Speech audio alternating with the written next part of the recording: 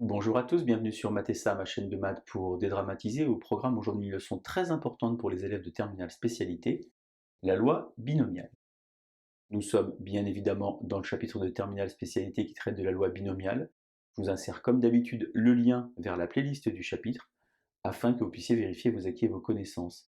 Êtes-vous par exemple au clair sur la notion d'arbre de probabilité? Savez-vous faire la différence entre des probabilités conditionnelles et des épreuves identiques répétées? On a donc aujourd'hui, et c'est très important, une nouvelle vidéo sur la loi binomiale qui fait suite à celle sur exemple introductif sur la loi binomiale, dont je vous insère le lien ici, et naturellement celle avec exercice type sur la loi binomiale. Alors qu'est-ce que j'ai donc sur la partie droite du tableau? J'ai naturellement construit un schéma de Bernoulli. Qu'est-ce que c'est un schéma de Bernoulli? C'est une répétition d'épreuves naturellement identiques et indépendantes. On a donc ici, pour cette épreuve de Bernoulli, deux options. Soit vous avez un succès, soit vous avez un échec. Et vous voyez comme ceci que ça se répète. Alors sur mon arbre, j'ai ici construit que deux épreuves, une première épreuve puis une seconde épreuve. Naturellement, vous voyez que j'ai mis des petits pointillés et vous pourriez avoir un nombre d'épreuves plus important. Évidemment, si vous avez n, le nombre d'épreuves qui est plus grand que 3, en général, on ne fait pas d'arbre. Alors puisqu'on a ici un arbre de probabilité, quelques petits rappels pour vous.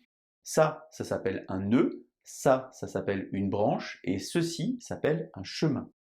Lorsqu'on a ici un nœud, eh bien la somme des probabilités qui partent de ce nœud fait toujours 1. Ça veut donc dire que si par exemple j'appelle P la probabilité du succès, je note ici un petit p, eh bien ici j'aurai 1 moins p, la probabilité de l'échec. J'ai donc de la même manière ici p, ici 1 moins p, ici p, ici 1 moins p. Alors peut-être qu'à la maison vous êtes en train de vous poser une question très simple et vous vous dites mais pourquoi c'est la même probabilité? Eh bien très simplement car les épreuves sont ici identiques et indépendantes. Ça veut dire que ce qui s'est passé avant n'a pas d'influence sur ce qui va se passer après. C'est naturellement tout le contraire qui est des probabilités conditionnelles. On a donc ici construit notre schéma de Bernoulli et on va naturellement maintenant compter le nombre de succès. On va donc pour cela noter x, la variable aléatoire. Je vous insère évidemment un lien sur une vidéo qui traite des variables aléatoires, si vous avez oublié comment faire. Et cette variable aléatoire va donc compter le nombre de succès. On a donc ici n épreuves, et maintenant on va déterminer l'univers des possibles. Alors si vous n'avez pas de chance, et naturellement vous allez avoir 0 succès sur l'ensemble de toutes les épreuves, et si vous avez beaucoup de chance, eh bien vous allez avoir n succès. C'est la raison pour laquelle le oméga va être 0, 1, 2, 3, jusqu'à n.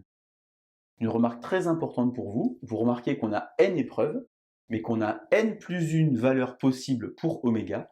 Il ne faut naturellement pas oublier le cas où on n'aurait que des échecs. Donc cette variable aléatoire ici x, on dit qu'elle suit une loi binomiale de paramètres n et p, n étant le nombre d'épreuves et p étant le paramètre du succès, naturellement une probabilité comprise entre 0 et 1. Et on va maintenant écrire la loi de probabilité en s'appuyant naturellement sur cet arbre ici. Alors je vais noter donc k, le nombre de succès. J'ai vu tout à l'heure, si j'ai pas de chance, j'ai 0 succès, et si j'ai beaucoup de chance, j'ai n succès. J'ai donc ici 0n, mais si j'écris comme ça, j'ai un petit souci, car entre 0 et n, il y a par exemple des nombres décimaux, tandis que moi je veux que des nombres entiers. Eh bien il y a une notion mathématique, on met ici deux petites barres à l'intérieur du crochet, pour signifier qu'on ne prend que les entiers entre 0 et n. Alors si par exemple j'ai k succès, ça veut dire en fait que je vais rencontrer sur mon chemin k branches avec une probabilité petit p. Je vais donc avoir ici petit p puissance k. Si j'ai k succès, c'est donc que j'ai n moins k échec. Si petit p est la probabilité du succès, 1 moins p est la probabilité de l'échec. Et j'ai donc n moins k échec. J'ai ici un nombre qui s'appelle le coefficient binomial. Je vous insère évidemment le lien vers la vidéo qui traite de ce point, qui va compter finalement le nombre de chemins qui vont me permettre d'avoir k succès, n moins k échec. Ce nombre s'appelle donc k parmi n, et il va donc vous donner le nombre de chemins ici sur mon arbre, mon schéma de Bernoulli. J'ai donc écrit finalement la loi de probabilité pour ma loi binomiale. Faites attention ici, c'est pas nécessaire de l'apprendre par cœur. Pourquoi? Car naturellement, dans votre calculatrice, cette formule est déjà rentrée. On va terminer avec trois nombres très importants. D'abord, l'espérance mathématique. Lorsque je joue par exemple un grand nombre de fois à un jeu, eh bien combien je peux espérer avoir? Première formule, elle est très facile. L'espérance mathématique pour une loi binomiale de paramètres n et p, c'est n fois p.